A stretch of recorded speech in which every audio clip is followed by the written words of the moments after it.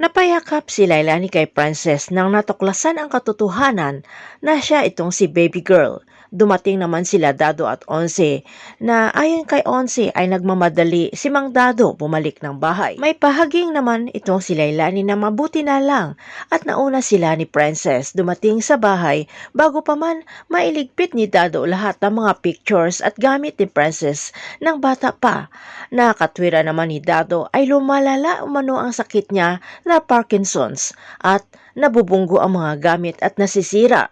Hinanapan pa ni Lailani si Princess ng pictures ng unang-una pa, pero agad naman itong inutusan ng tatay niya Dado na bumili ng gamot para hindi na marinig pa ang pinag-uusapan nila ni Lailani na malakas ang kutob ni Dado, may alam na.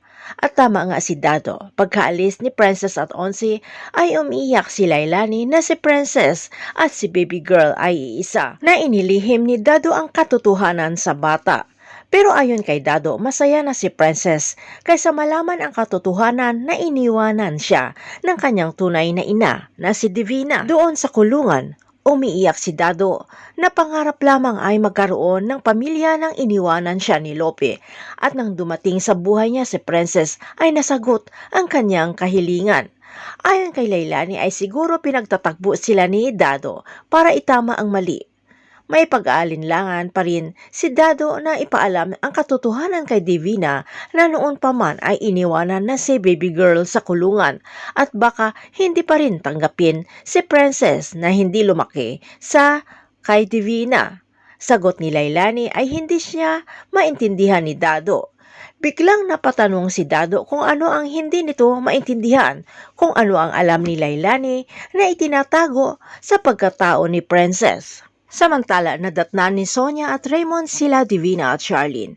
Galit si Charlene na pinapaamin si Divina na ginagamit niya si Denver para mapalapit sa kay Raymond. Pero dumating itong si Denver at umarte si Divina at inaway si Denver na niluloko lamang siya at nakipaghiwalay siya sa kay Denver.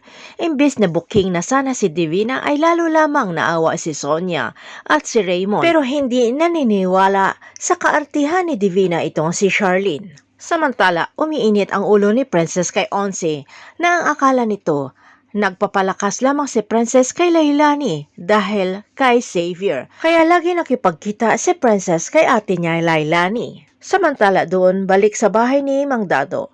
Nang sasabihin na ni Lailani kung sino ang totoong ina ni Princess ay dumugtong si Dado na si Divina ang ina ni Princess, na mas kilala ni Lailani kung anong klaseng babae itong si Divina. At tinanong ni Dado si Lailani na dapat ba makilala ni Princess si Divina na kanyang ina.